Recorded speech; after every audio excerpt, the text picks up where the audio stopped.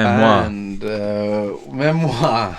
And we are back 100%, 200%, 300%. We're live. And here we are back at the Memoirquest today with our special guest, Esben, good friend, revolutionary artist activist. Yes, sir. And of course, as always, co-host, eternity guest, Henry Gibbs. Pleasure to be here, And as always.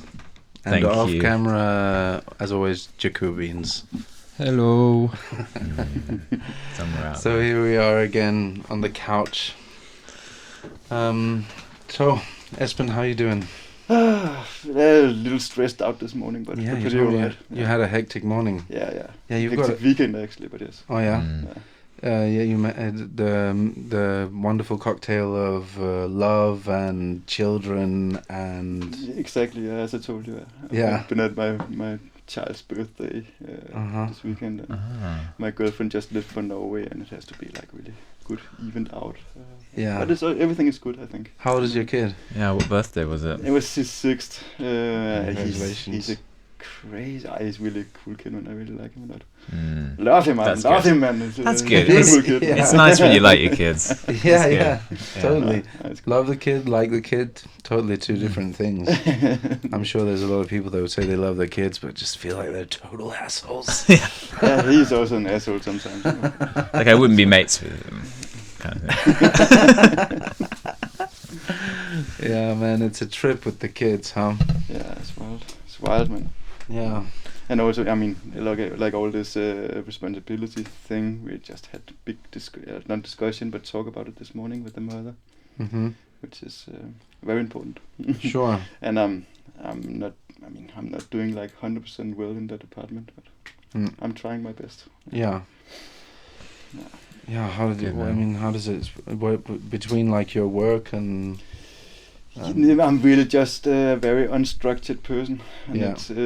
it's very hard for me to organize my life in general way. So, which makes it difficult, of course.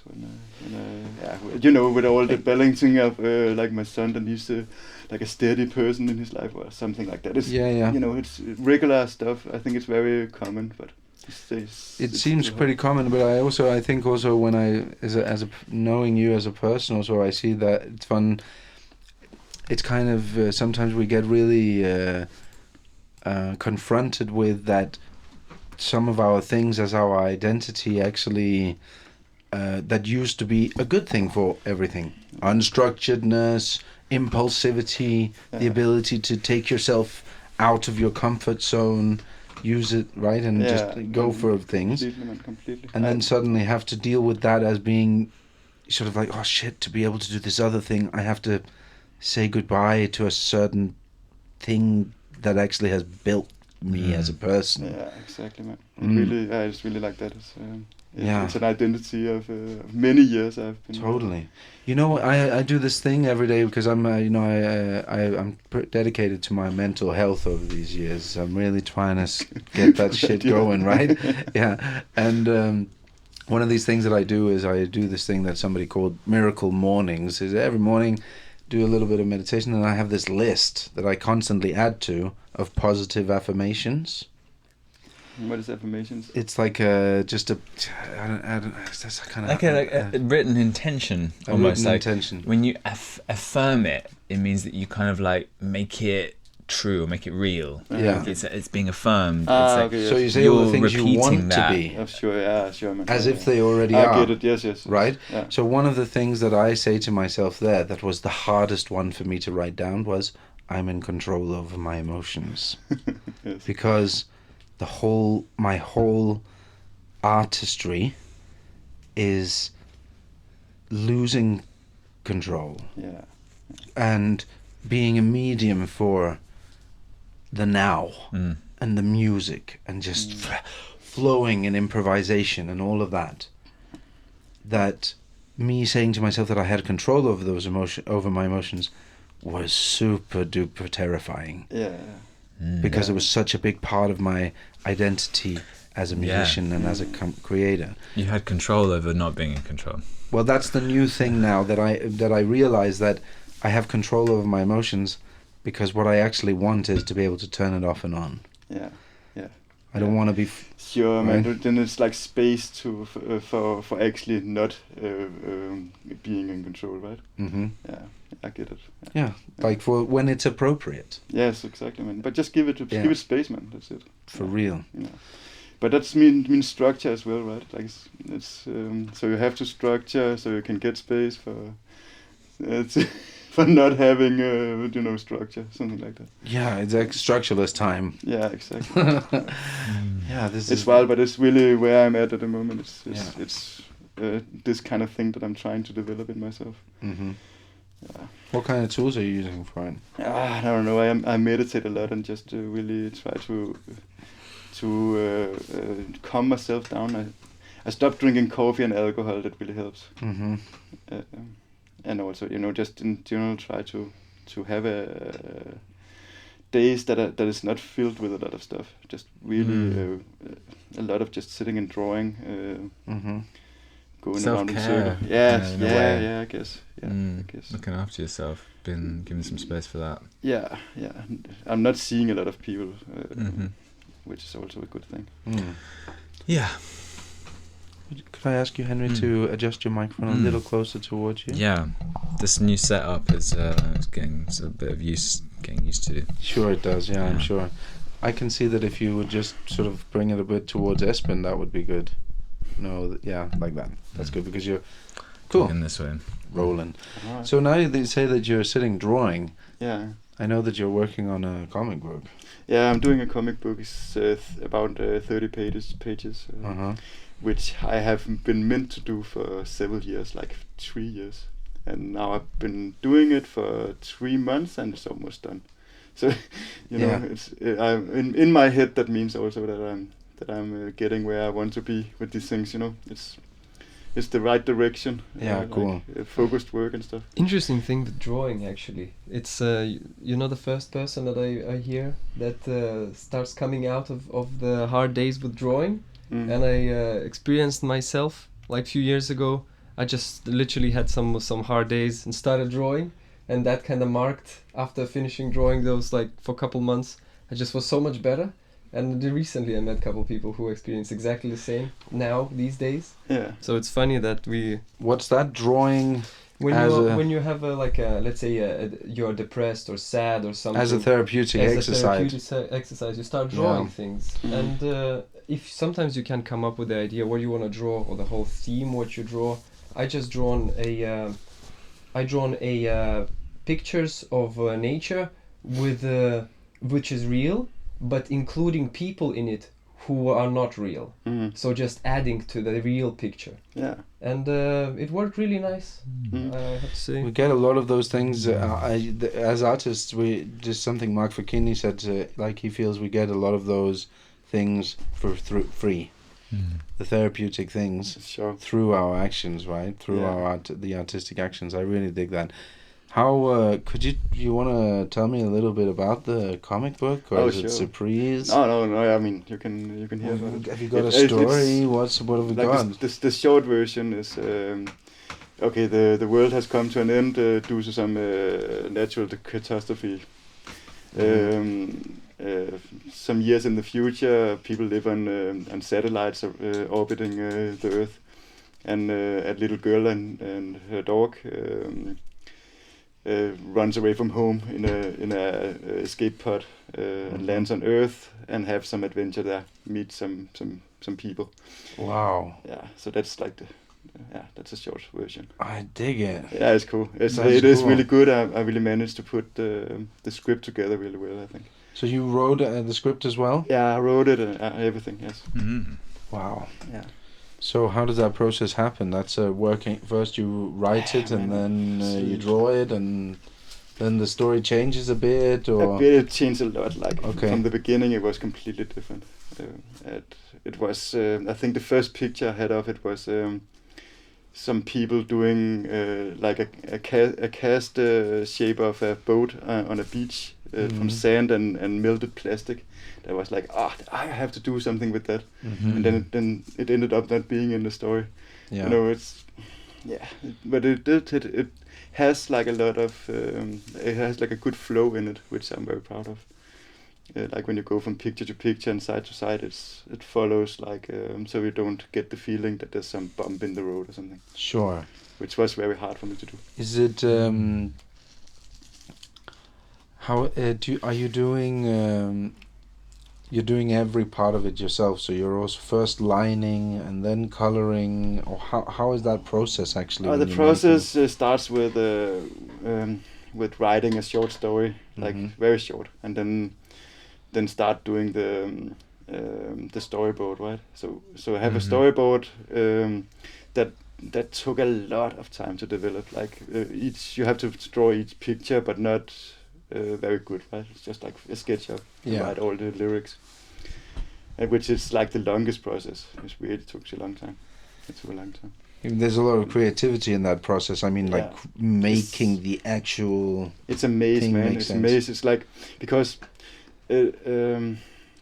There's like it can take all ways, right? Like it can really go in every direction. So maybe you make 10 pages of something that ends up in a bump. Like, okay, this is a blind alley. You cannot go further here. Then you backtrack 10 pages, and then you make new 10 pages, and then it's the right way, and then you go. Like it's a labyrinth. You really have to backtrack a lot. Was my experience of it. And after that, it's I did like. This is my first comic project, so I take it easy, right? I do it with pencil. I have a standard page of four frames in one page, which I use in the whole comic. So in that perspective, it's like, okay, it has like 4 pictures. You don't have to think about should it be like what should be bigger and everything. It's just like that. Yeah. And then I do it with pencil, only pencil drawings and aquarelle watercolors. And that's it. Very nice. Yeah. You know, the reason I ask is because I spent a bit of time. I've struck up a beautiful friendship with a guy called Nader Sadek down in Egypt. He's a visual artist and musician and all-around guy. He's heavy metal sort of pioneer of Egypt, actually. Extremely interesting guy. He. I was in his apartment and he had, I think this is how the story goes as far as I remember, I was looking at something on the wall that he had, which was like something kind of like a Superman drawing of a style, but only the lines. And he was like, yeah, man, I think he told me he was given it by some particular artist that used to draw those things.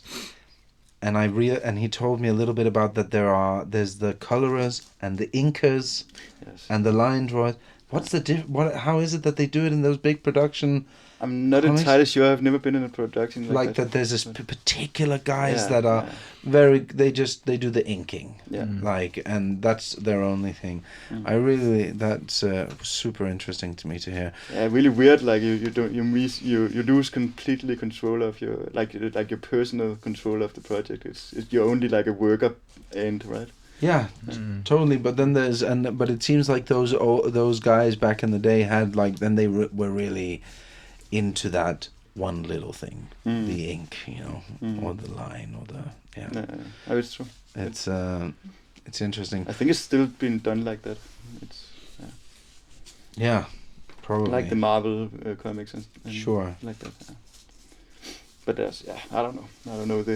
I'm not really in that world. I don't know so much about it. It's incredible. Oh man, I think it's incredible that you're doing it, just rolling on your own there, getting all those stories. Maybe I should send you some stories every now and again. Sure, man. Sure. I'm into that, man. I can't. My eternal dream is just for so many years of just being a huge animation fan, and then your brain starts to think in animation. You can suddenly, you've seen so many wild things in animation that you can start to imagine it yourself, tell a story. You can see it yeah, I can't. I'm so happy that we've started this project. Yeah, that me we've too, started. man. I'm also really super Yeah. yeah, stoked about it. We're gonna Yeah, the project. It's gonna be fun. Like, what is it gonna be? What's it gonna look like? Yeah, well, we've already got some of the drawings. Esben has already started on some of the animations. So basically, it's Memoirquest animated version, which is just. How's it gonna work? Well, right now, for example, so Memoirquest right now is us sitting, and we have the thing that we have to be inside because it fucking rains, and we have to be sitting in front of a camera in a certain way, and we have to have these mics in front of us, right, to be able to tell a calm and beautiful story, and which we do by just meeting each other. And then the Memoirquest animated version is take away all of the physical limitations Yeah. and put our conversations into another aspect. I must say I still have a lot of limitations with that program, though. Oh man, of course.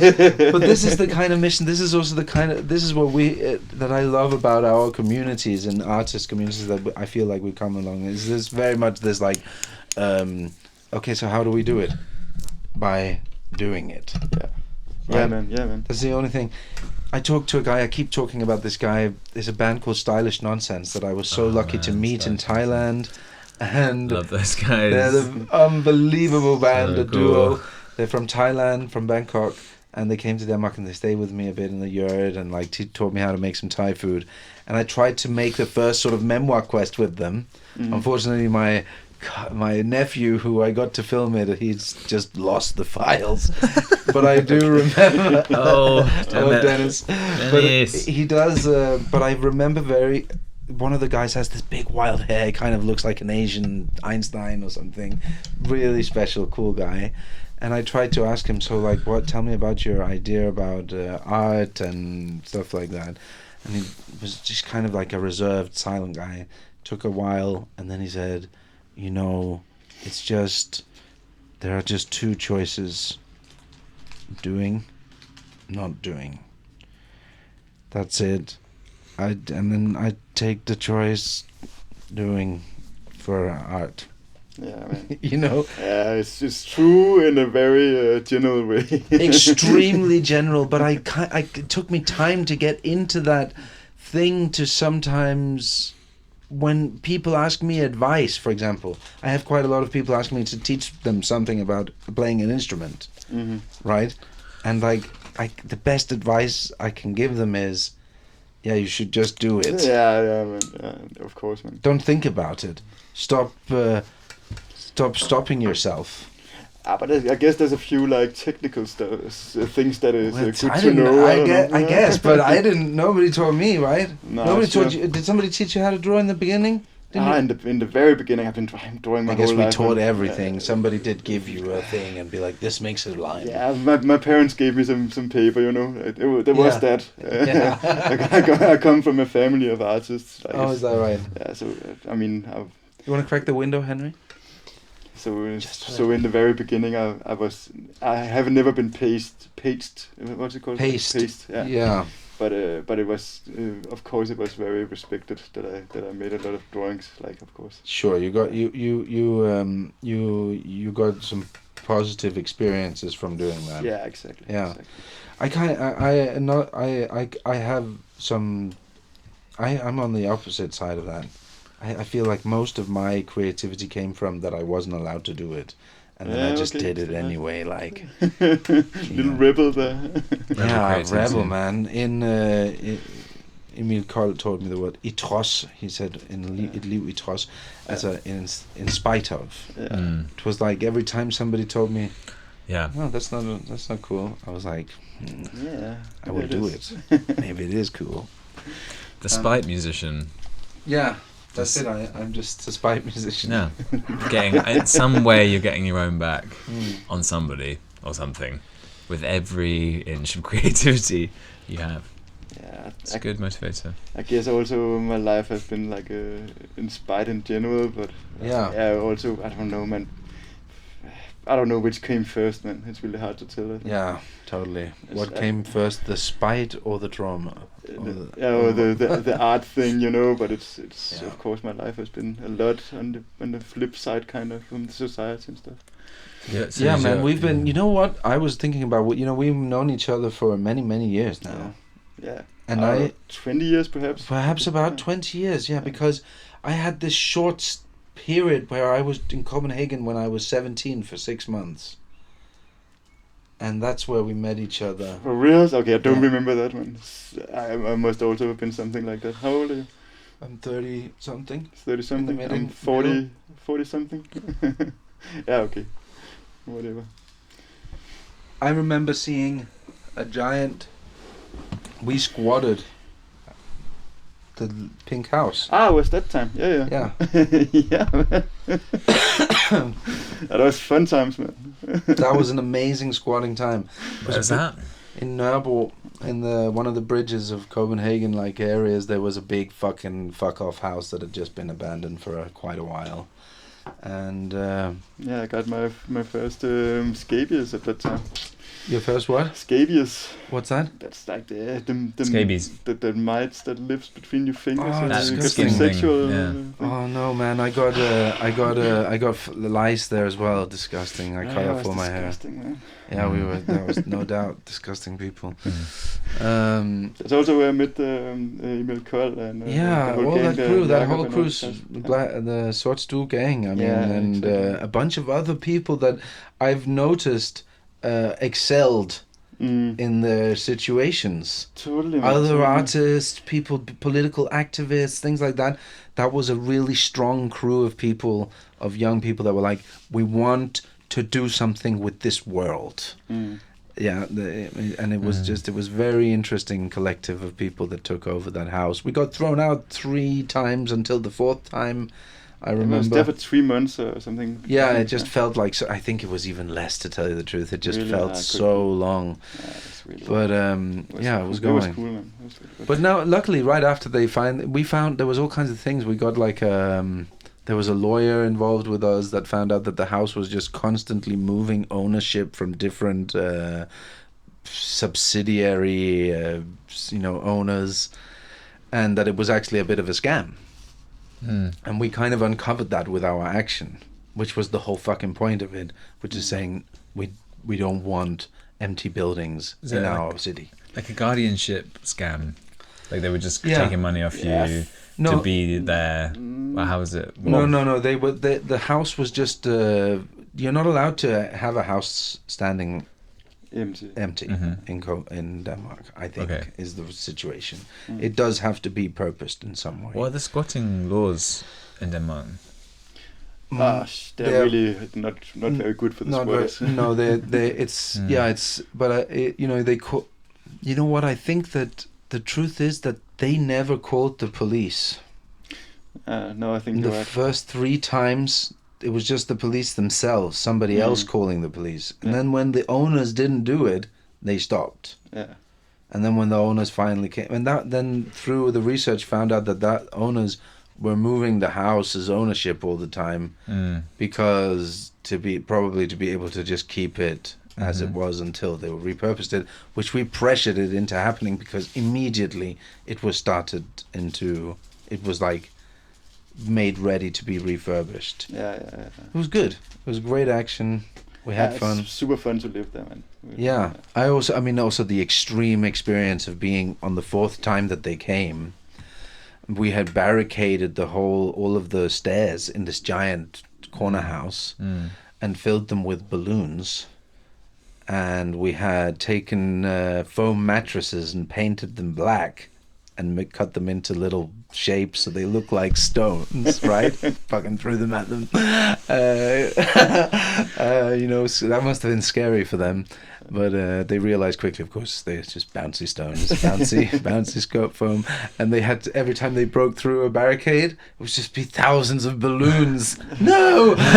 Getting around. And then when they came up to the next one, we had little holes cut in so that we could open up. And we'd be like, hey, and they would stick their head over, Just a quick spray paint in the face. Oh man! But when they finally came, man, they fucking rammed a car through the glass window. Oh my god, that's like I SWAT team wasn't shit, man. outside the last time. I wasn't inside. Really, I was sleeping inside, man. It was That's some crazy. SWAT shit, man. There was SWATs. They smashed Swatters. into the thing, which Swats was for like, squats. whoa, this was crazy. Imagine if somebody was there. Yeah. But then I remember just waking up in the night, oh my god, running, trying to get away from the guys coming up the stairs, going over and looking out the window, and there's just like this machine cop being taken up in a crane with a giant ass hammer, like in full gear. It was a full nightmare fucking situation. Running up the last floor up, that was just up a ladder, up a hole. And then the last person, I think her name was Hannah,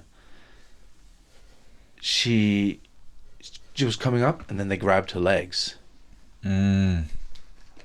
Pulled her down. And we were pulling her up. Oh, and man. then they grabbed one of our own fire extinguishers, Okay. a foam fire extinguisher, and smashed it up so that she became slippery, right? Oh. And Foamed. They foamed her. Yeah. Oh my god. I've got foam everywhere, and I think, you know what, this moment we'll have to ask her what happened. I don't remember if we managed to get her up or if she fucking went down. Yeah, I it's remember the slippery. story, but I also don't remember. You remember that story? Yeah, I remember I that was story. there, standing right in front of it. Yeah. I've never talked to anybody about it since, actually, really. But there was also like there was, I don't know, was it that time when it was I don't know, 4 people on the roof for For 2 days, 2 Yeah, days yeah. or something. Well, Yeah, I don't we know. stayed. They stayed. Yeah, they stayed up there. Yeah. Because we were a bunch in the attic, but then there was some that went deep higher, Yeah. and I wasn't up for that game. It was also a long time, man. Yeah, and then they stayed up there. Yeah, because it's too dangerous for the cops to come up and get them. And I think one of them was the police chief's daughter. Oh. Hello. Good fun. Yeah, Twist in the tail. yeah. Like getting back at dad. Like, fuck you, dad. Well, he was probably a giant fucking asshole. When was this? Was it Gaping asshole just sitting in a chair like this. Do you remember the year? Like, what year was it? Like, just to put it in context with what else was going on in Copenhagen at the time. I gotta say something like 2003 or something like that. Yeah, this was earlier. Yeah.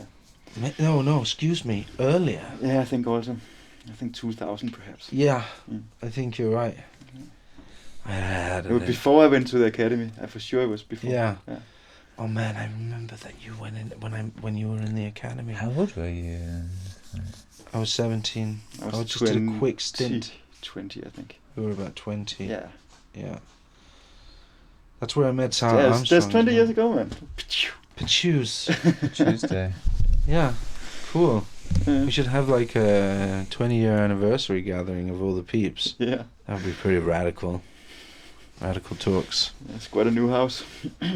Yeah. It's a good idea. Yeah. Just every 20 years, we just get in some trouble. The oldies are coming back. Yeah. But I'm interested about this. Like, you can't have an empty house thing. Yeah.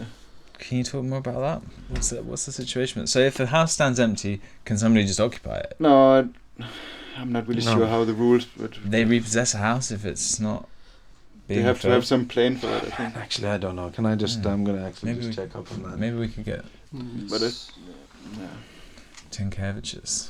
I think But it's better if you search it. I think Yeah, I'm the just gonna reason do it why they now. leave them empty is because they want to have they want permission to refurbish and make it very expensive. So Yeah. so it's a good thing for them to have a trashed house. Okay. I think it's something like that. I'm not really sure. There's that Um, kind of thing. Can you have like, so if somebody owned a house and no one was living in it, but is that That's illegal. Yeah. that's illegal? Okay, there's a rule in Denmark that the household cannot be left alone, like unoccupied for more than 180 days. Yeah. And then Fines? fines. Yeah. Okay. No, I don't know. I'm a fines question mark. Yeah. Fines. Yeah, Question I'm mark. trying Dot. to- Because you see, in London, there are so many houses. incredibly huge amount of houses that are just empty, that are just there because of foreign investors putting their money into houses, and they're not living in them. Do you know what the rules are in Denmark, in England, about foreign buying land in England? It's been a kind of I'm sure there are some loopholes. I mean, you have to be able to prove that you have some kind. I think if you can buy a house in England, you have to have had some kind of checks. But I think it's very easy because a lot of people do it. A lot of rich Russians. It's quite an... Yeah, it's because we're the home of so much like foreign money in London. It's like a huge part of our whole economy. It's the financial thing. Yeah. And making that appealing for those ultra wealthy peeps. Yeah.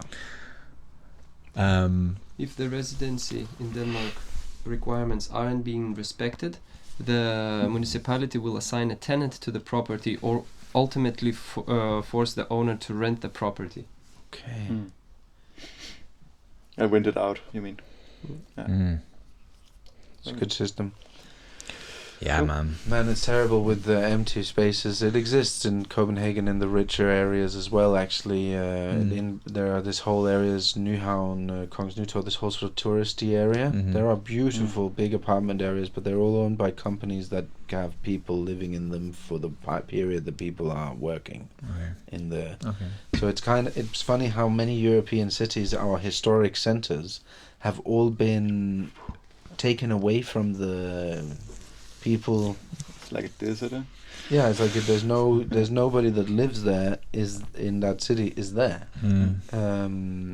It's really common. It's the tourism thing, right? Like it because like it's interesting to see the historic center, and because it's so interesting, it stops being a place for living. A place for living. Yeah, it's so crazy. I lived in there once for a month in an apartment there that I got from somewhere, and it was a nightmare. There's always more. You can see then like the amount of supermarkets. There's no like actual places to buy food. Yeah. Like just restaurants and things. Yeah. Grocery shop. But you know, one European city that takes the big style jump on that is Brussels. Yeah. Okay. Man, I fucking love Brussels. Yeah. I want to go down there. I've heard so many more. good things about Brussels. Oh man, Bohemian, cool guys. Oh man, check it out. Like, so everybody just automatically speaks English to you. Alejandro's down there. Because there are 3 main languages in Brussels, right? Like Flemish. Okay, I see that. French and German. German, maybe, yeah. Austrian, I think. I'm not sure. But that means that everybody automatically just speaks English to each other when they meet each other, because that's the common. Then that's the 4th common tongue, right? That you're for sure. You don't just start speaking Flemish because the person might not speak Flemish, might just speak French, right? Okay, so that's one thing that I really dig. It has like a multicultural aspect of it, which makes people act in a certain way, more open to talk to each other, and the historic center is the cheapest area because it's the head of the EU thing, right? Yeah. So when they developed it in eternal suburbs around there where everybody lives that has to come from all the delegates from all over the world, and they live there. And then the because they needed so much more space than they had, so the middle has been kept untouched. So the shit, the houses have liens on them. Shit is fucked up. It's dirty and fancy. They're selling some oysters. You're standing on the street. There's people from all over. It's wicked city. I dig it. I really dig it. And Jodorowsky's living there still, is he? Really? He was there for a long time. Is that guy he has, man? Yeah. You know what he has, and every time I was there, I went to the cafe. To do, because he does the tarot readings. Yeah, but he wasn't there on those days, but you can check them. I went to the cafe just to see if I got lucky. I don't know if he owns it or something, but there's a place that he just hangs out, and then he advertises on his website which days that he'll be there, and then you can just go and he does a bit of tarot reading for you. Which is cool. But actually, I think he lives in Paris. He just had a operation. Was it? Maybe it was a new. not a hot thing. Maybe it was a new hip. Jodorowsky. Alejandro Jodorowsky, an artist that I think about once a day. Yeah. I notice He often things comes of up. people's behavior, Yeah. and I think, Yodo saw that. Yeah. Yeah. I've actually never read his comics in depth. Really? No. You mean I- the one with Möbius? Or? Yeah. That's really like big inspiration for me. Yeah. It's so fucking great. This the Incal story especially, and like I don't know. I must say I think I like better what Möbius does alone, but I don't know. They're really cool, those Incal. Yeah. Yeah. Yeah. I mean, Where do you draw most of your inspiration? I kind of want to get to know. I have to go to. Yeah. There's a boys' room. I want to know about the styles that you're using now, in terms of doing the Memoirquest stuff, and and what kind of like what's informed that in your kind of style journey with your art. Yeah. I draw from a lot of different stuff, of course. In general, I really like spacey, crooked, like things that are off in some way. Abstract. Abstract, but spacey, I must say. Do you have any big influences, like other artists? Yes, a lot. or comics? Comics. I used to be very inspired by a guy called Charles Burns, who does black and white mostly, but very spacey, very psychedelic. It's super beautiful. I mostly say that, but I get inspiration from a lot of different places. And also that I don't notice myself until later when I read it again. Okay, that shit come from there. Yeah. But was there sort of like a time that you always recount from your childhood or from your younger years where you first kind of where you felt something captured you in a different way? I must say comics in general, Comics in general. but not like Marvel stuff. Is there one kind of particular comment that you go back to repeatedly? Möbius is one for Möbius, sure. yeah.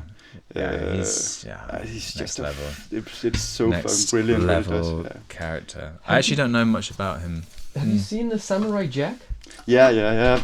For me, it's I don't know. It's a Jack. cool series, but it know. doesn't. Hello. I don't know. It didn't capture me. I tried it several times, but it didn't capture me. You watched the last season, right? The fifth one, the newest one. Oh, okay. So you know the first 4 seasons when they released I have only seen like the first season, I think, because at a point I think it got like too slow for me somehow. Okay, yeah. So I think if you would watch it came out in 2018. Yeah. And it's basically aimed for the audience when they build it at first. So basically they grew up, now they're adults. So Okay. it's a much more an adult pace video where it's so much it more follows serious. the It follows the same generation of I people. see. And it's incredibly well done. There's like some fight scenes that stuck in my head. It's only black and white. Mhm. So there's no other color, and it shifts from black and white as the enemy is, black and he is white, and it shifts in that color range. Incredibly nice art done there. I always thought it was really beautifully done. Like really, of course, Yeah. it's super beautiful. But Yeah, but I recommend. to yeah, watch the okay, new one. I will What are watch we it. talking about? The Samurai Jack. Samurai Jack. Oh my god. Yeah. Oh my god. You know what? When I watched Samurai Jack as a child for the first time, I knew that I was watching something that was bigger than the rest. Yeah. It's kind of like I knew that the cereal was with sugar, and the adults I kind of could cheat them into getting it to me for anyway. Or I don't know. I just felt this like.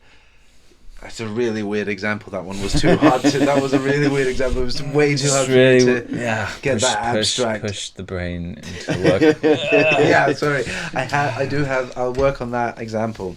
But yeah, Samurai Jack, important, unbelievable. Also, I think like really when I watched Adventure Time the first time, it was so excellent to me. Most beautiful thing. So extremely excellent, and now Pendleton Ward has outdone himself. Yeah. And made something for his adult audience. It's Right. weird that it also comes out right after we talked about this thing with Memoirquest. We have been talking about it a few times before, but Yeah, but at this time, yeah. You're right, because you know what, I liked the, right now I thought, let's hope that us and Pendleton, we were a part of an international crew of people that had that idea at the same time. Yeah, let's just say that. Yeah. It happened. He was in a situation of already having a giant hit, and could just go like, yeah, we do it. I do what I want. Yeah. Fine. Let's just maybe for people out there, that we're talking about a series called Midnight Gospel. Yeah. Oh yeah. Sorry. Yeah. Midnight Gospel. Yeah. It's on the internet. So we just You can buy it at the VHS. just and spend rent a lot it of at money, Blockbuster. buy it, and I don't know. My God, it's so amazing. It's really fun, cool. Oh my God. I'm pretty sure that you can. No, it's on Netflix, and I think it's a Netflix series, so you probably can't just get it off Pendleton himself. Oi, Pendleton, give us your comics, mate. Come on, Come on, mate. come on, Pen. Yeah, he's my favorite guy, Who is? Pendleton Ward. Okay. He's the creator of Adventure Tea. Hey, I want to talk about another thing also, which I felt very inspired by also. No. No. Okay. So. No. We don't like inspiration Yeah, here. sure. A little bit. Okay, just a little. It was very, very, very short. Extremely short. No, I watched. It's in the same kind of league. It's called King Star King. They also have a Super Jail. It's called. Oh, It's you sent it to super me. fucking intense. Oh my God, it's so intense. It's amazing. What's that? King Star King. It's just it's like, Burns the brain in 5 minutes, like. Yeah, it's so much information, so just wrong. What's that one series that they only got one or a couple of episodes of, and then it got cancelled? The Barbarian, is it called? Was I'm it not sure. I've seen it. Conan the Barbarian? Was it called that? Oh, yeah, that one. It's One amazing. episode, probably. It's amazing, and then it just stops. It really looks like it's- Midnight Gospel, actually. Okay. But it just has this one. It only did one episode, I think, a pilot, and then it got away. Oh no, man. What about Mr. Pickles? Yeah. Of course, I was just about to say it. Yeah. It's also sort of over into that, but they managed to. I don't know, but Pickles. it also doesn't exactly hit the spot somehow, but it's you know what I mean. It's kind of like Well, it's if you just when you evil and experience things, when teenage, you know. Sure, it's very. Yeah, I feel like when something like Midnight Gospel comes out, a new bar gets set, Exactly, man. and then you're like, okay, wow, they really took sort of like, but they can't hit that bar without all the different versions, right? They can't hit it without that somebody made Mr. Pickles, Sure. and to sort of push those boundaries Yeah. as much as they could. They're like, let's go extreme over here, and then something else wasn't as. And you know, we all work together in that way by getting there together. But I really like Mr. Pickles a lot, man. It's Yeah. Have you watched? Yeah, It's super yeah. fucked up. It's really raw. It's really raw. It's amazing. Yeah. So I think with what we are doing, I really like that it's this spacey thing that you can just do it whatever you want. Like it can be, for instance, the stuff that I'm doing now, which is like just a rehearsal for me. It's taking place in the windowsill of the spaceship of where you are normally having the interviews. This is just the windowsill in a big acorn, you know. Yeah, So you can just go into that, and there can be also a windowsill in the acorn where something else is taking place. You know? Yeah, just like you did. Yeah, You can just it's so exciting You to can do me. whatever you want, man. Yeah. That's really super exciting to me. It's so exciting. Yeah, because I can Yes. just see that I also for the first time feel like I've sort of matured or come to a certain level of artistry in my mind that I can actually take up that challenge. It's one of the few things that I've been so patient with because I love it so much that for years I would never watch anything else than animation. Who cares about maybe a documentary, but human beings film. What? That's not how the world looks. It's like this. Smash worm comes out of the street and, attacks the dog, and the dog becomes a crazy psychic that now helps humans. That's real life. That's what I want to watch. Yeah. I really hope I'm up for the task in November, man. But I will work on it. You know what we have? As long as we survive, now that we have started, we've sort of pushed, snowballed it, right? If we just keep a nice tended to it, yeah, I think so. Water it, and we will get to our wildest dreams, no doubt. Yeah, I think so. But little by little. Little by little. But it's also, for me, it's super interesting to know this program, so I will stay on it, of course. It's really... Yeah, but you've also gone from like full analog, and now I know that you do a lot on the pad, touchscreen things as well sometimes, right? Yeah, not so much drawing on the tablet, which I should get into. Oh, okay. But, I thought you did draw the DJ Chinchilla thing. Yeah, the only that's the post I did for you was on that. I can't believe that you drew a line over it and then ultimate. No, I found it where it's not fucked up. I have it. Yeah. Oh, great. Yeah. No problem. I was just like, well, Esben just said to me last night, man, actually I by mistake drew a line over it. And it saved it, and I cannot undo it, Okay, so it's just like, I don't know, 10 hours of work in its rest, like...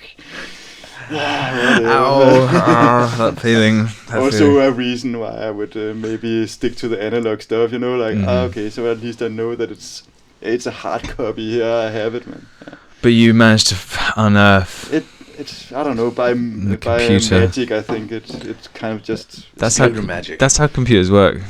It's magic. Yeah. Cobwebs and fairy dust. Yeah. Okay. Yeah. Okay. Cool, man. Good to know. Also, yeah. I think. I think so. Mechanically speaking. There's not a lot of difference between the inner mechanism. It's just atoms, right? Yeah. Sure. Yeah.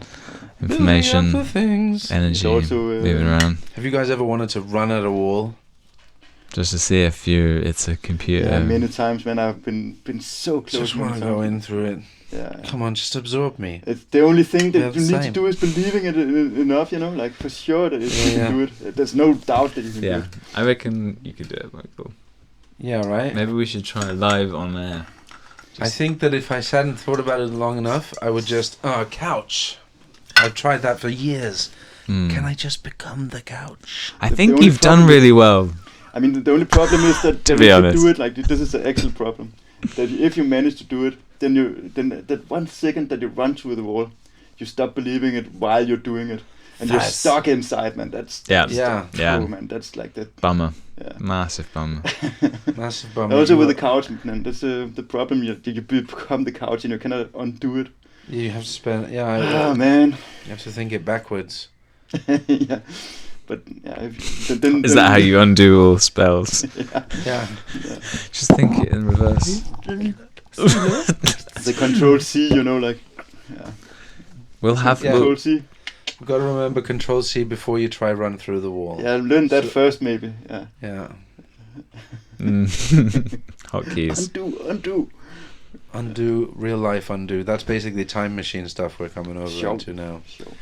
Which would inevitably ruin your whole life and existence. But now when you said to get stuck and just like have an eternity to get stuck in that situation, I recently learned about this guy who dropped in coma for like various reasons over the time. It's like, and then he was kept he was in coma for maybe 20 years or so, and he woke up, but apparently he got his consciousness after 8 years, and people thought that he was still unconscious, but he could see, hear, understand everything around him for 12 years. So he saw when he was just, how they treat it daily. They put you down to sit down and they make him watch cartoons. And he said he's remember till now the horrors of him watching a childish Teletubbies and all this shit for hours and hours and hours. That's terrifying. So that is worse than death, like for sure. But apparently he learned techniques how to put your mind away Yeah, from the world of course. and start creating to keep Inner yourself world. mentally stable. Mm. So he literally worked inside his head, imagining things and creating the world or some sort of things like that. I can't remember exactly. Oh, that sounds so wild, man. But Burrowing it's in. absolutely incredible story. And he wrote a book which is like a boy stuck in a body or something like this. And it's an incredible story. How old was he when he went in the coma? I think he was like 20 something or just before 20. Okay. That So is you wake up in the really 40s. wild, man. Oh my god. Oh my god, I just... Yeah. Yeah, but you just can't do anything about it also. So there must be, I guess, after a couple of days or weeks, you must kind of just already be at the place where you're like, okay, I can't do anything about this situation. They're just keeping me alive.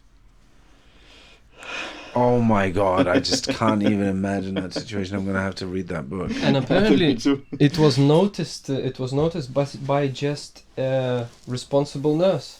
No one really actually gave a shit for many years. Who just course, treated they're him just as like a vegetable.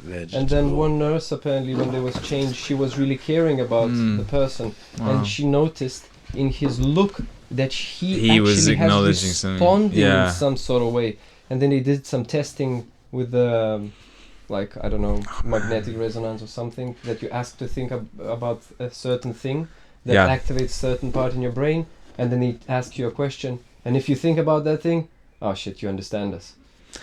Man, they should really think about this in terms of how to look after coma patients and just like the possibilities that might be that they have consciousness, and just like the utmost respect to the area and making sure that it's a neutral space, and also just like making sure that they have lots of like good audio books and everything, and just like a good, you know, maybe they need some stimulation, maybe they need someone to come tell them stories or things like that. A lot. Some intellectual stimulation, rather than watching Teletubbies on repeat. Yeah, Teletubbies on repeat must It's have also been wild to imagine insane zone. Very much in the insane zone.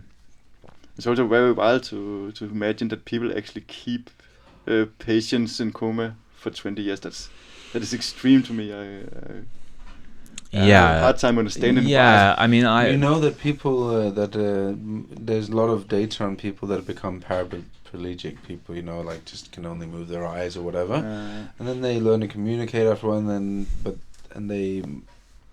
The first couple of years they just want to die, and then after that they go like, oh, thank God I didn't do it. Okay, so because now I'm like chill, I'm cool with this situation. Yeah. You know, I have this robot and I can talk to people.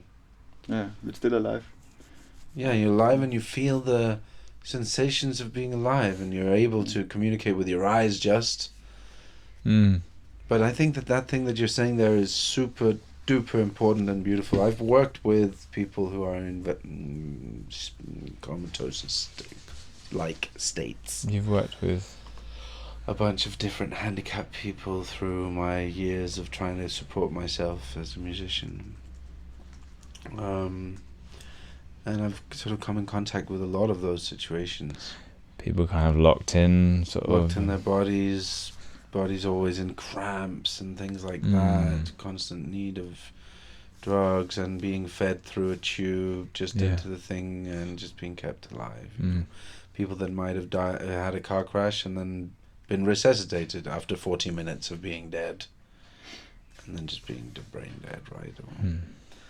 But it's very interesting, this idea that you had there with the good information, the curated information that they're getting. I bet that there's not a lot of space for that in the system, because it's fucking outrageously hard just to keep them sanitized and alive, right?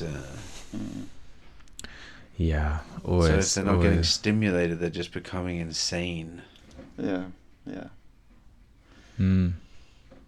Holy moly, it's such a wild fate. It's so intense, I can't... The book is called A Ghost Boy. Okay. And he was a little bit younger. He was 14 years old, and I said, but you guys find out. A Ghost Boy. Yeah. Does it have a little recap of the story there? Well, it's his like a biography, what he was thinking about it, but it's about him, Martin Pistorius. He got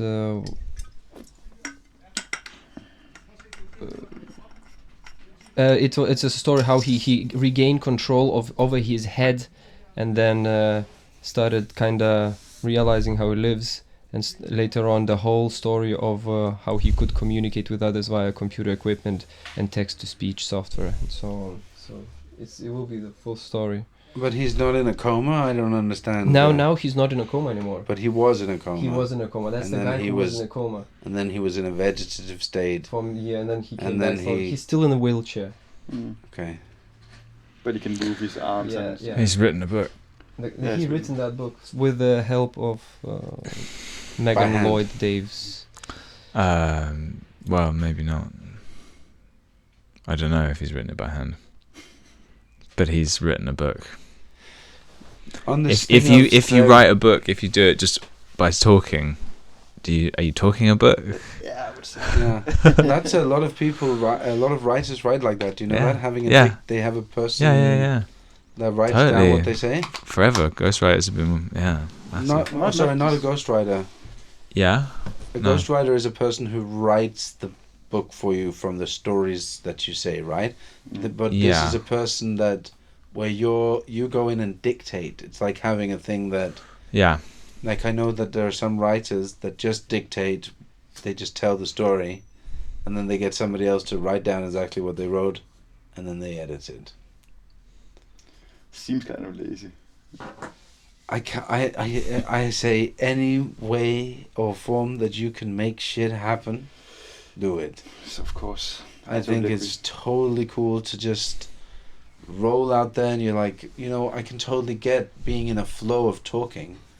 And Jimothy came in, and with his quivering member, I don't know why I think that this woman that I'm talking about actually wrote erotic novels. Probably did. I'm into erotic novels actually. It's Yeah. it's so much better than porn. When you're stuck in a place that doesn't have like where all the stuff is blocked, you can always find. This is my experience as a traveling male around the Middle East. You can always find sexy stories. Smutty stories. Yeah, so great, man. Filthy. Then your imagination is just like smashing out there. So cool. Have you got a ligator to her? I wonder, maybe, the outside. What are you watching over there, Jacobus? Looks pretty crazy. Yeah. It's a music video my friend sent it. It's a Blockhead, the music scene, and it's a really, really well done animation of the video. I'll show you in a second. Looks pretty. Let's see. Ooh, yeah. So. Oh, by the way, I saw your T-shirt. Ah, yeah. Did you participate in the event? I didn't go to the events, but the people who are kind of organizing it asked me to make the logo, which is why I have So the you shirt. made the logo? Yeah. High five! I made the videos. Yeah, man, cool. Yeah, man. It's a good cause. It's a very good cause. Yeah, man, it's fun. They Yeah, only let's do stuff. let's talk about that. That's M. Rexon's Thunderbear. Thunderbear. I think I've seen that someplace. Let's just watch it without the sound.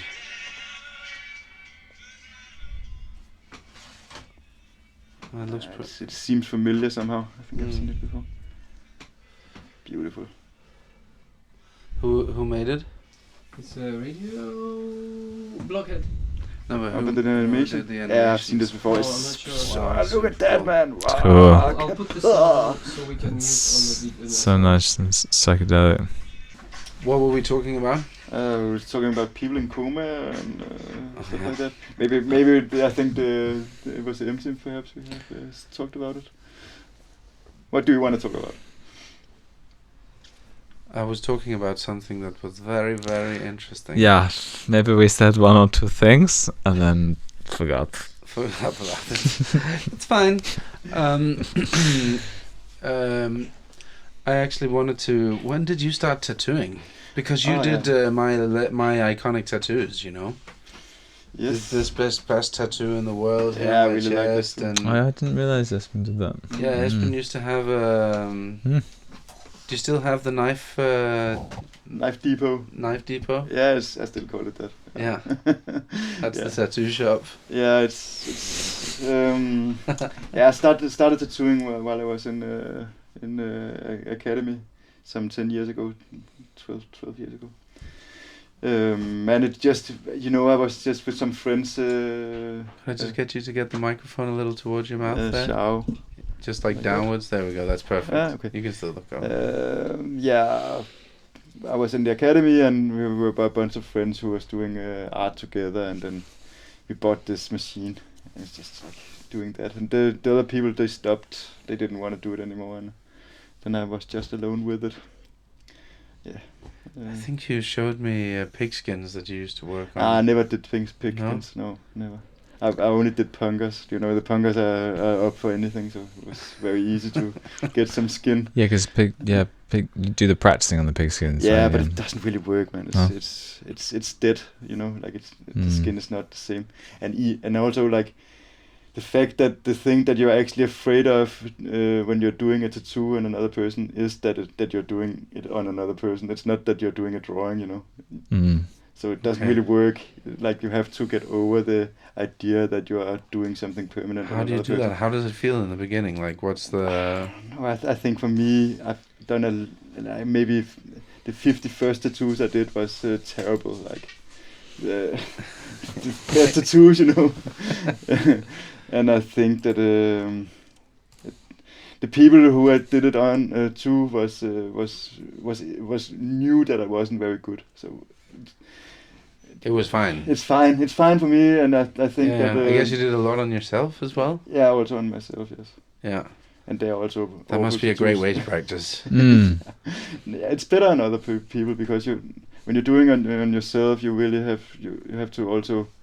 You're focusing on the pain, and you're thinking, okay, why am I doing this pain to myself? Yeah. I know, like all this. So that's how it is getting a tattoo as well. It's like you always go through this like.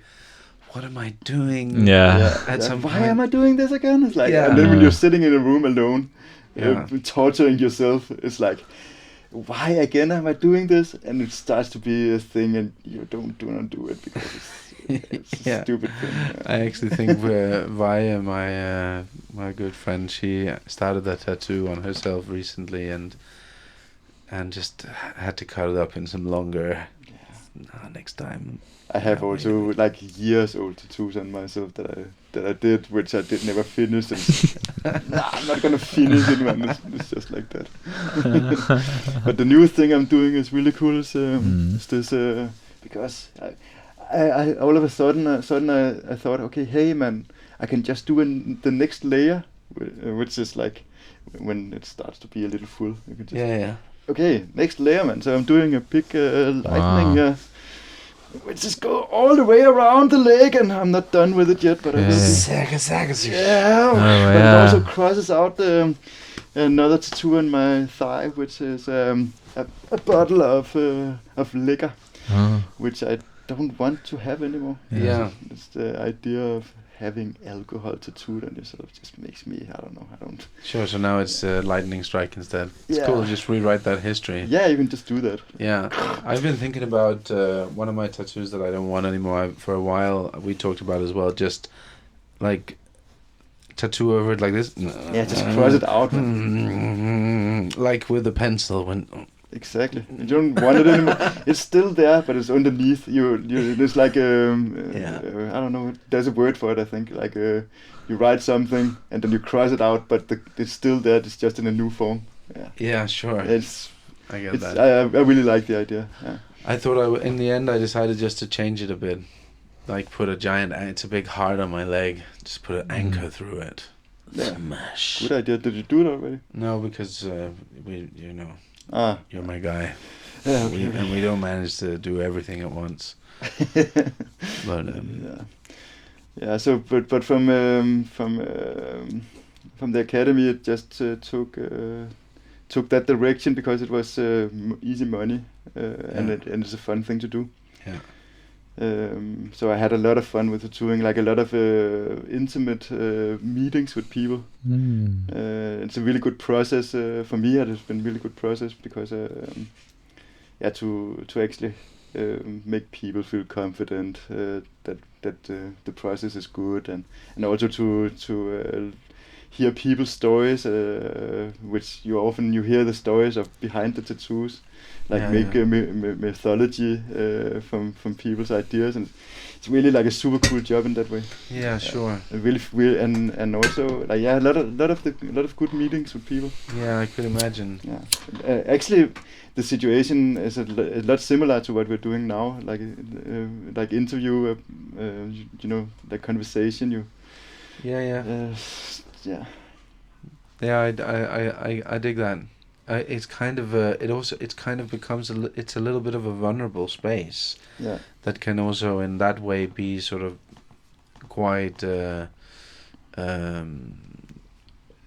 handled in the right way, sweet to behold. Yeah. In a way, I see how that can be. And also, I think I went as a person. I went from being very kind of hard in the crust. I don't know, like not caring so much what other people thought, and being like very I only do this, like really I don't know, kind of punk hardcore type. Post-punker vibes. Yeah. Not that I was never like punk in that way, but now I'm a lot softer, and it really feels better, and I think that helps, like the process with tattooing and meeting all these people in that way also helped me to develop a softer identity. Yeah, nice. Yeah, I think so. Did you ever participate in some different like tattoo conventions around? Never conventions. No. I went to one in Thailand. Yeah, it was super cool. I realized that this whole tattoo convention thing and how it works, like, is actually quite. I'm quite intrigued by tattoo artists' ability to keep a good. They've kept the prices right. Mm-hmm. They are quite organized. There's a good community and sort of structure around, sort of like it has to be clean and good and things like that. There's like, and the conventions also show a bit of entrepreneurial thing. So I only learned in Thailand that the conventions are a place that somebody sets up, and then you buy booths as tattoo artists there, and then you get to do a bunch of tattoos while you're at the convention, and people can see your work, buy possible things that you have. So it's also it's kind of cool. It's a smart way to extend your businesses and kind of start up, like, because I feel like with the tattoo, there's a community with tattoo artists. There's like traveling around and working in different places and having like a lot of open doors, and the possibility of working in the shops around the world for that on the pro bono kind of thing. I must say, for me, I was never a part of that. Like, I never. I worked in a shop 2 times, and I'm very, very fast. I found out that it wasn't the kind of thing that I was looking for. Like, and also, I met a lot of people that are nice tattoo artists, of course, but I don't feel like a connection with that specific. Culture. Culture. No. Okay. And I was intrigued by the Thai one, because then there was like, oh man, suddenly there was like cool Japanese artists there and things like that. It was also pretty chill compared to the ones I've seen in Europe. But also, when I started out, it was very closed. Like, I asked some people for information about how to do stuff, and everyone was like, "Oh, I cannot tell you anything. You cannot. You must." Like, it was really hard for me to find out how to do it. like how to get the stuff, like how to do everything.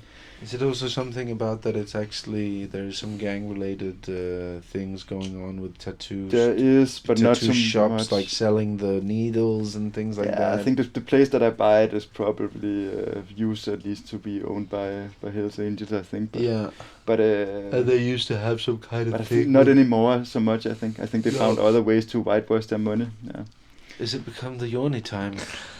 Yeah. Hair's all caught up in the wire. Is it? Looks good. Yeah, keep it. Okay. Perfect. Yeah, no, but I took a kind of underground D route with but in general actually all my artistic work have been like underground stuff. Like I was never in any ACAS like social, like it's not social benefits, like it's union related thing. Sure. I never had that. I was always on my own, which I don't regret it. It's a good way to go, but it's also I don't get into these like societies of tattoo artists, for instance. Oh, sure. Yeah, and other artists as well. Like I was That's in probably- academy, but after academy, You're a rogue. I'm broke. Yeah, Yeah, it's cool. it's the way it was. I mean, it's not. I never felt it was a A choice. choice. Yeah. Oh man, I know what you mean about that. That's very cool. But I feel Get now that. that I'm still broke and still doing that way. But it's kind of I'm more interested in being a part of a society now. I think it used to be like a lot less so. I think you'll be a valuable asset because that's the thing about that's the whole point of living at Rogue. It's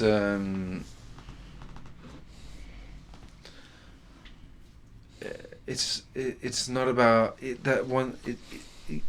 I totally get the thing that you're saying about being that it's not a choice. Yeah. People always a lot of people assume that I've experienced anyway that I am in a certain way or that, and I also feel like I've come so far now that it's like I'm deep in that. It's just how life unfolded. Yeah, man. It just seemed like the right thing to do at that time. Yeah. And it had consequences, that choice. Exactly, man. Yeah. And I'm totally fine with those things that Yeah, happen, man. right? And it's just like, but it also, I also view myself as probably a slightly radicalized person in some ways, or at least outskirts, or not thinking in the way of the mainstream, because I constantly took choices that took me to other versions. This is also how I feel, and also I think that these choices at the moment I'm trying to take choices that are actually taking me more towards society in general, but Sure. So that was the point, was saying that it was never about trying to be against or away from them, but just to cultivate a other way of thinking. And now that you're sort of ready, it's wonderful to be able to go back with your way of it's thinking. also hard, man. It's a lot of difficult things that comes along with that choice of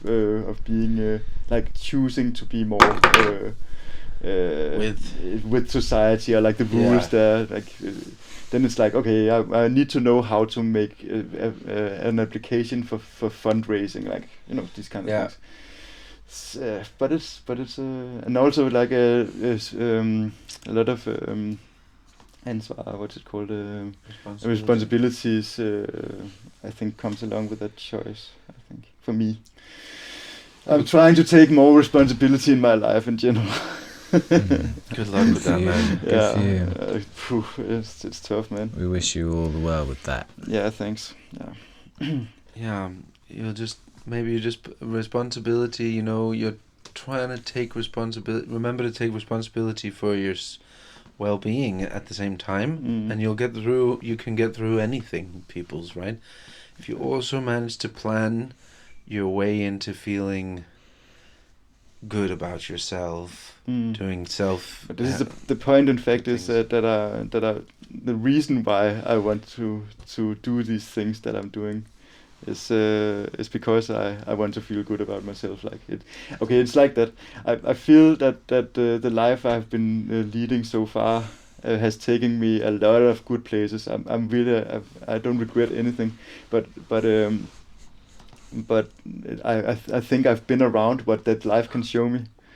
So I want to develop a new way of living, so I can experience new stuff, man. Yeah. Yeah.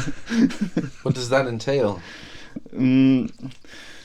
I'm not entirely sure, but I'm sure that I need to take more responsibility for people in my life, and I need to be able to work like with my drawings, for instance. I need to be able to take longer stretches of work. So instead of just like doing little by little, like small projects that you push out like that, and it needs to be like longer processes, like the comic, like what we are doing. These kind of projects is the future for me. I'm pretty sure. Yeah. Because because this will make me more set in myself, and will make that I experience new stuff. I'm really sure about that. Yeah. But also like in other parts of my life, I'm sure that's like, for instance, to get a house. I've been moving around like a crazy person for the past 20 years. I don't know how many addresses I have. It's incredible. And I don't want that anymore. I want. I mean, it's not that I don't want it. I want something new. Yeah. I can do this, like this life. I know it by heart, you know. But that's the point. Like I want to do something else. I want to see how it is to have a house that's mine, that's in the forest, you know. These kind of things. Yeah, man. So I need to get more money, for instance. You know. There are steps to go that direction. That you know, that are when you want to when you decide to step into it, you got to take a bunch of steps. Yeah, for real. Play the game. So it has to be more with society, because if I want to own my own house, then it has to be something like I have a bunch of money. I'm never gonna take a loan because that's a stupid idea, right? So I need to get some money. Yeah. Oh man, yeah. Yeah, well, good. Welcome to the mainstream. We're gonna make it big, but mainstream. Yeah, exactly. That's been my. Yeah, so I'm always dreaming that somebody's gonna buy one of my songs, like for like a Suzuki advert or something. Seriously, man. But every time I mention this to like my management and things, they just can't help but just laugh immediately. Why? Because why do they laugh? It's a great idea. Why aren't they selling it? Yeah, they really want to, but they just know just as well as I do that you don't come to Emrexen when you're like, I just want to just feel like you come to Emrexen when you want to get stimulated, you know. You want to feel the thing. You want to get and it's like it's very precise and deep work, alchemy music that we're making, and I can understand that that's a bit too intense for the Suzuki, but I don't mind. I hope that someday it happens. I wish that. Yeah, but the mainstream can move towards you know. Jaguar, yeah. If you, the mainstream can move towards you. That's know, like in the coming years. It's a magnetism thing. Me and the mainstream, and we're just two poles affecting each other constantly until we just merge into some kind of crazy. Actually, that made me think about an idea I had for the podcast also. You know, this is also what we have to talk about after the interview, perhaps. But we have to make some talk about how you want to appear in the like as a drawing character. We have to talk about that, the two of you. But also, I was thinking about for myself how I want to appear. And the idea is I would like to be like this influencer type character. So maybe like have 2 minutes where I unbox silly stuff from space, and like it's covered in commercials from space, you know. Great. Yeah, so that's an idea. That sounds great. Yeah, right. Yeah, super great. I also try and nudge it a bit towards the mainstream. Yeah. Oh, no doubt. Just let them know. We think about you, man. We think about you, yeah. Yeah. We see you. It's a great idea. I really had so much fun thinking about it. Like, Yeah. Oh, man. It's Yes, gonna be yes. epic. The what was I wanted to ask you about the trips you took on the trains. Oh yeah. What was it that happened? Yeah, but it was it was pretty wild days in the beginning there in 2006-ish. Yeah, 2006-ish I think. Uh-huh. I was painting a lot of graffiti and just squatting and living wild, and then there was some of my the crew that I was in, Tattoo crew, the people there, they were getting into that train hopping, cargo train hopping, and we took a trip in, I think it was 2006, which really was freedom of a really crazy caliber. For me, it was really wild. How does it work? Like, how do you jump the trains, and how do you know where they're going? And yeah, in Europe it's really hard. That there's not a culture for it, but in US it is a culture for it.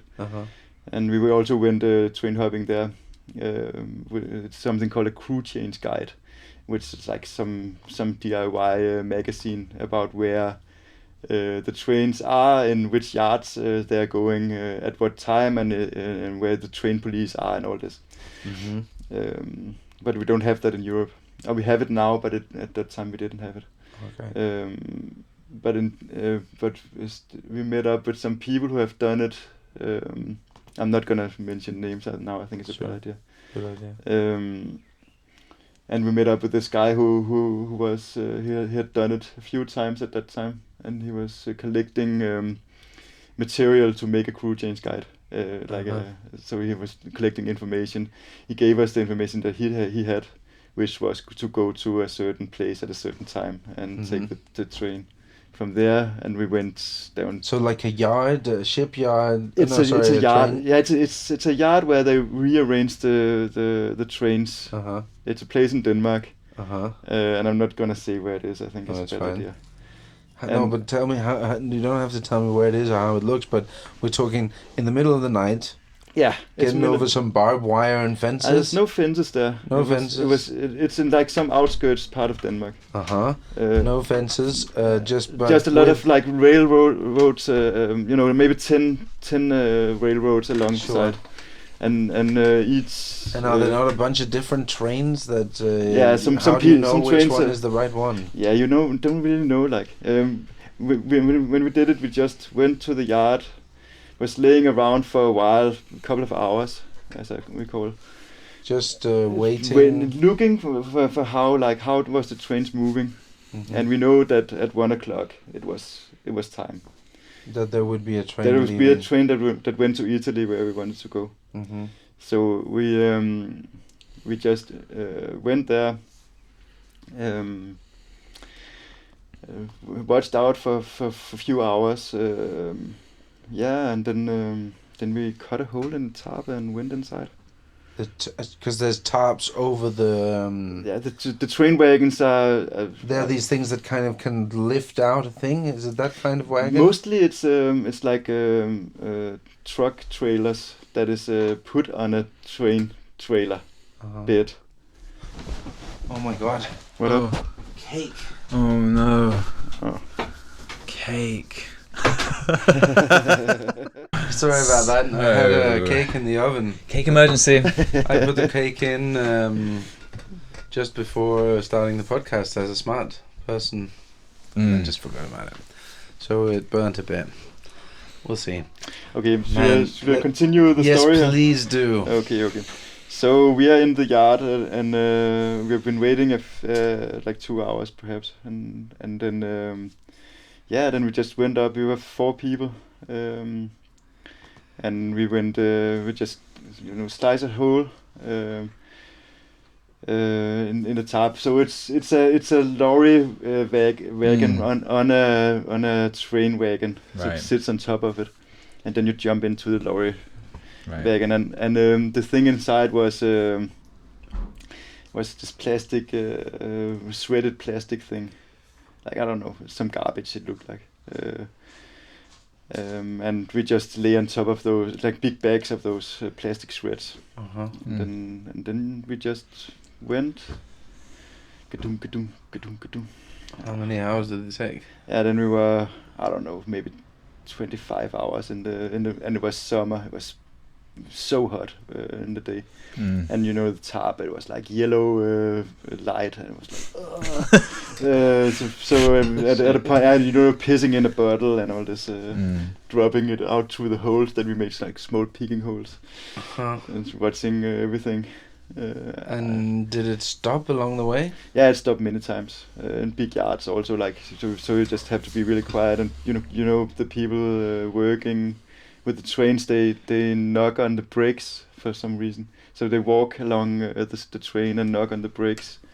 So it was people just outside. Very tense moments. Yeah, and then at one point it was kind of slowing down, and it was you know, evening time. And it was a good place to jump out because it was a lot of bush, and we didn't know where we were. We were just like, okay, we don't want to be in this train anymore. We just will leave now.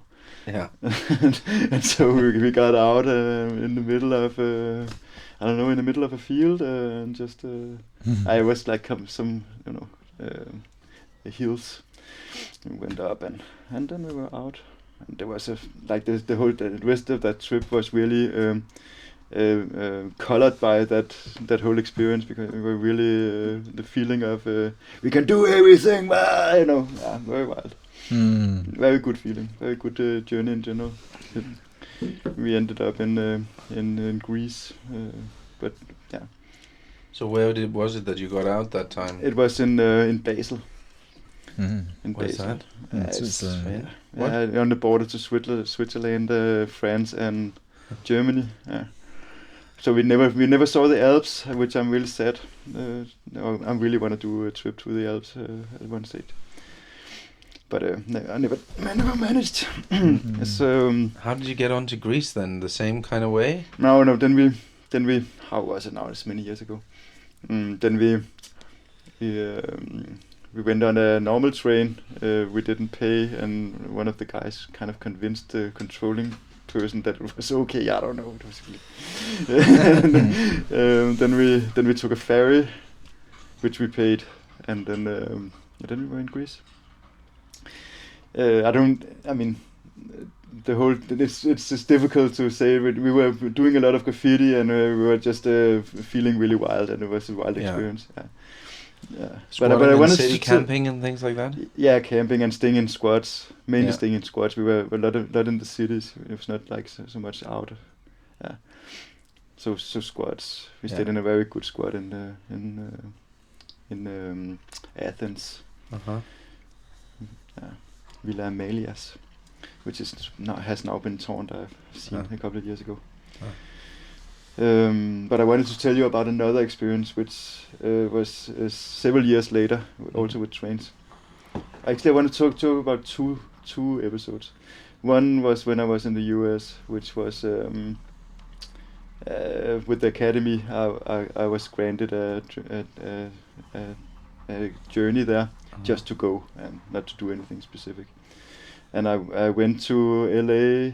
Now I went to San Diego from San Francisco with train, also with the cargo train, with my friends, and we were 3 persons going. And for some reason, I needed to go back by myself, and I decided to take the train there from San Diego to San Francisco. Wow. Alone with the train, which is like probably the most stupid idea I have had. I don't know, it must be on the top 10 list of stupid ideas I ever had. It was really a bad idea. And then nothing bad happened. It was just like the feeling of being on that train, not knowing anything. I knew that it was the right direction, but other than that, and I was alone, and the whole thing of taking those trips is to experience stuff together with other people. It just occurred to me when I was on the train, like, why am I doing this again? Like, I'm just afraid all the time. Like, I'm afraid that I'm gonna fall. Nobody knows that I'm here. Like, it's so stupid. Like, tell me about how you got on that train and how it looked to be in the American train, and like how did it sound and how did it? I'd love to hear that. So in the US, it's very different from Europe. Like, they have a whole culture about it. So when we went on the train, like the persons together, we were 3 persons. We actually, one of the times we were driving a little back and forth, but one of the times we just asked the driver, when was he going? Was it okay that we rode with him? And he said, yeah. And we also asked him, okay, can we ride with you in the locomotive? And he was, no, we can't do that. Just we leave in 15 minutes. Just get on board and hide yourself. Like, yeah. So he was cool with it. Like, and I think that's the general feeling about it. Uh-huh. I've heard like really horror stories about the train police, so it's not all good, but it was also way easier. Like, the wagons there are built in a way that it's very easy to just hide. How does that outside? Look? In which way? So the European ones, I think they're more efficient somehow. There's like less space in the wagons where you don't have to, unless you cut a hole and get inside. Uh-huh. Like, there's less space for other like for persons. Where in Europe? Yeah, in Europe. Yeah. In Europe, you can get underneath the lorry wagons. Uh-huh. It's possible. I've heard people do it. I have never done it myself. I've only jumped into the wagon, like cut a hole. Yeah. But in the US, they have like different kind of wagons that can allow you to sit comfortably, safe. Moderately safe. Okay. They have like a bed which is I don't know, like a meter deep. 2 meters. Not 1.5 meter deep, and for putting a container, like a normal shipping container, inside. Uh-huh. And in the end, there's like a space like this wide and I don't know, 4 meters long, where you can sit and it's comfortable and there's nothing that can happen to you other than if the container moves and crush you. I don't know, it will never happen. Yeah. So it's pretty, and then also you can get into empty wagons in the US. Like, there's a lot of possible ways to do it where you don't have to ruin shipments or whatever. Sure. Yeah, so it's different. No, but I want to also tell you about. Is it okay to just? Please go ahead. One other trip that was in Europe where it really it went wrong, and it's still stuck in me as a kind of hard experience, because we got caught, but we managed to get away. Like, it was, so it's okay. I can tell you, like, we went the same spot as we always do, and we went to a place called Duisburg in Germany, and it's nothing there. It's like a place where they take the lorry wagons off the train and rearrange it and drive it with truck to friends in Spain, I think. So we had to get off. Like, we were inside, and this is like a fenced place, like a soup, like, and in the middle of the day, people working there with orange vests. Mm-hmm. And we just had to get out. Like, it was time to get out. So we did that. We jumped outside the wagon, and we were immediately spotted by some personnel, and they were yelling at us in German, like, "What are you doing here? Why are you here?" And we were just like, okay, just taking bags out of the wagon, like just working, like just doing this. Super intense. Like, and then taking bags out, like, what do you mean? Like the bag or your clothes? Okay. Like our I bags. thought that you were just explaining that you acted as if you were just working there. No. We were jumping out of a hole that we made in the tarp, right? Yeah, sure. They were seeing us jumping out, like it was obvious. Completely obvious what we were doing. and yelling at us at the same time while we were dragging out our stuff, Mm-hmm. jumping over like a normal fence with spikes on, running to a field. I think perhaps half a kilometer where they could just see us running. That was terrible. Like, awful experience. Yeah, but we managed to get into a little wood and. Hiding out for a while and being like, what are we gonna do? And getting on a bus away, and it, we managed to get away. But it was terrible, man. It was really like, I don't know how it is with these things. Like, if you get caught, I never got caught from this. No. I don't know what would happen if you get caught. Yeah, well, I guess you probably destroyed some property or some stuff like that. Definitely that, and also I don't know, some other stuff perhaps also. I don't know, security stuff. Yeah. Yeah. But good way to get around. Yeah, fun way. More fun than efficient, I would say. Like, Yeah. it's not very efficient. No. And when you were in America, you didn't meet, you were on your own, but you didn't meet anybody else doing what you were doing? Mm-hmm. Fellow hoboers? Yeah, I was in Texas at one point, in Austin, and I just saw these punks on the street. I was alone there. I was just, okay, what am I gonna do here? And I met these punks, and they were. I think we went to the Denny's to get some pizza from the dumpster together, and they were like, "Hey, come along. We have this squatted villa," and I went with them, and they were saying they were driving the whole way across the continent, from New York to San Francisco, I think. Nice. And they were 5, I think. Cool. Yeah, but they said they were hobos. Like, this is what they were doing.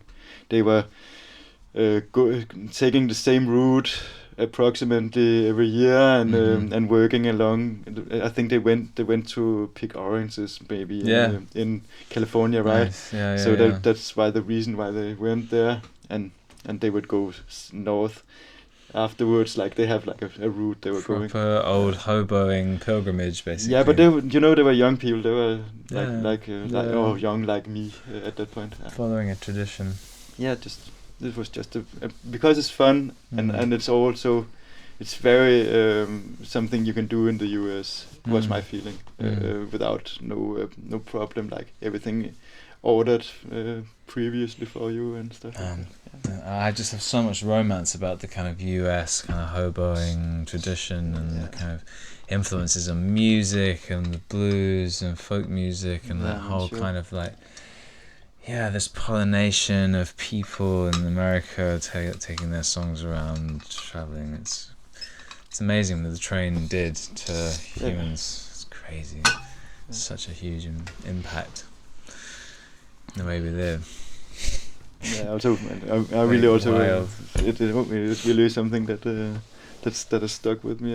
Really, it's a very, very strong experience. Super cool, mate. So cool. Yeah, Love super it. cool. Yeah, man, I've got a big train heart as well, for sure, no doubt. I've really taken some long journeys. I've never done the freight train thing. I think I probably never will either, but I've taken so many trains in like subcontinental areas where there really are, like India has the biggest company in the world is the Indian Railway. It employs the most amount of people. Of course. Like 1.5 million or some crazy shit like that. It's so nice to drive trains in India, man. So amazing. So amazing. Just like open the door a bit, let your feet hang out, get that stuff going. I had so many great experiences. In Pakistan as well, same kind of situation. Dream would be if Gaddafi was still around. I mean, we would probably be working towards a Trans-African railway that he was a big part of building, but that whole thing's been shut down since the whole revolution power grab thing. But that would be an amazing train ride across Sahara. Yeah. That'd be wild, man. It'll happen one day. We really got to get those things down. It's an amazing, when those kind. I have this theory. I don't know if I've already talked about it because I always yammer on about it. But it's like I believe that travel, the ability to travel, is one of the things that is creates good relations between peoples, it also means that we can easily trade with each other, which usually is a catalyst for peace, because we want to trade, so we don't want to be in arguments together or things like that. And I often think use the example of Sweden and Denmark, who had that war once for I think 680 years or something around that, 600-700 years war. That just continued. And I don't know if it was because Denmark ultimately used to have this whole area, but now we basically identify ourselves as more or less the same culture. We know that there are definitely many more things that bind us together than separate us. We eat a couple of different things, our language is slightly different, and there's a bridge across, and it's easy to travel between our countries. That technology that there's just a bridge, imagine that there's a bridge over to the country that we were in war with for 600, that Denmark was in war with for 600 years. It's so close. It used to be so far. The more of that kind of connectivity that happens, the more stabilized an area will become. Yeah. And ultimately the world, I guess. I certainly hope so. I mean, I have all kinds of versions of I used to fantasize. I even have this tattoo on my back about these two circles, because I thought, like, in the future, man, I'm gonna have these like bio wings that you plug into me, because that for me sort of equals perhaps the possibility of some kind of peace. Or just this train, the Hyperloop thing, or whatever, the vacuum. We have the theoretical technology to send a train on magnetized things in a vacuum tunnel, so there's no air resistance, and it can go super fast and take you from New York to Tokyo in 2 hours. Wow. Yeah, and like when that kind of thing is going on globally, switching up and we can just go anywhere in short time, I think we will inevitably start noticing all of the things that we have in common instead of all of these differences. Yeah, for sure. That's for me the big lesson of traveling. It's not about how different people are, actually, even though that's what you notice and that's what you talk about.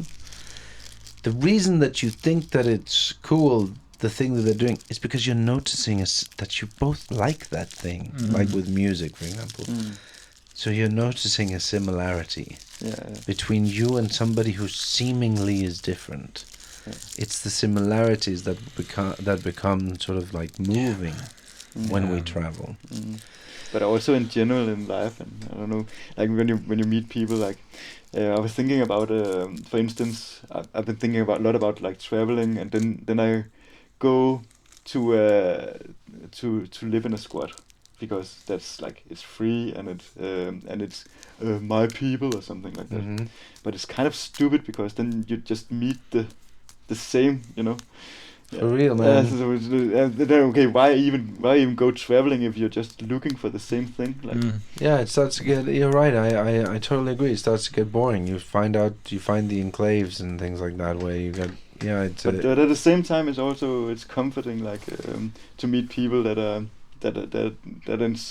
in most perspectives, like maybe in important stuff, have like general same ideas as yourself.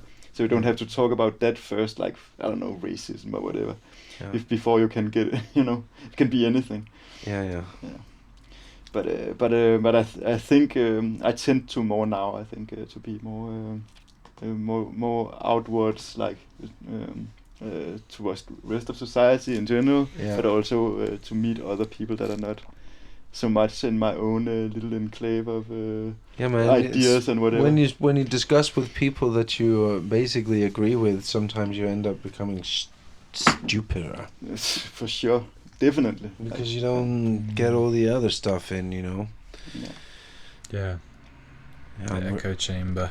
Yeah, completely, man. I must say, like, squats and punk culture is like completely echo chamber. Yeah, totally. And hey, it's you fine. they can just but Yeah. that's a self-perpetuating thing where somebody leaves and somebody else comes in all the time, and it's just a sort of a energy and a space of human, you know.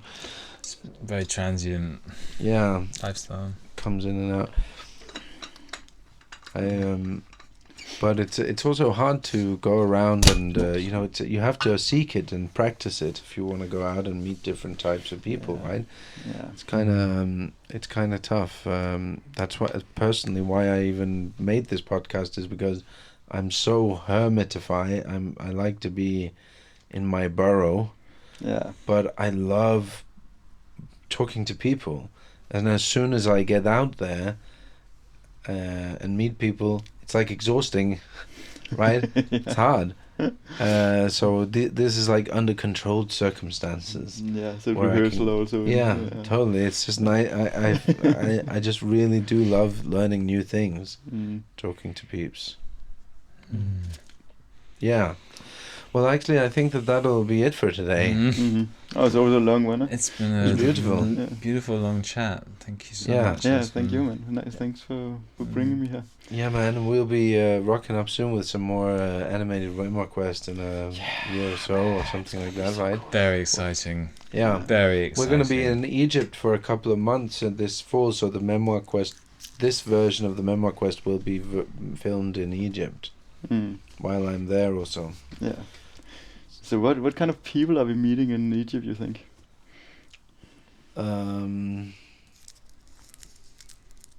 Only time will tell. Cool. Thank you for this time. Blessings upon you and your family. Memoirquest. Shank. Shank.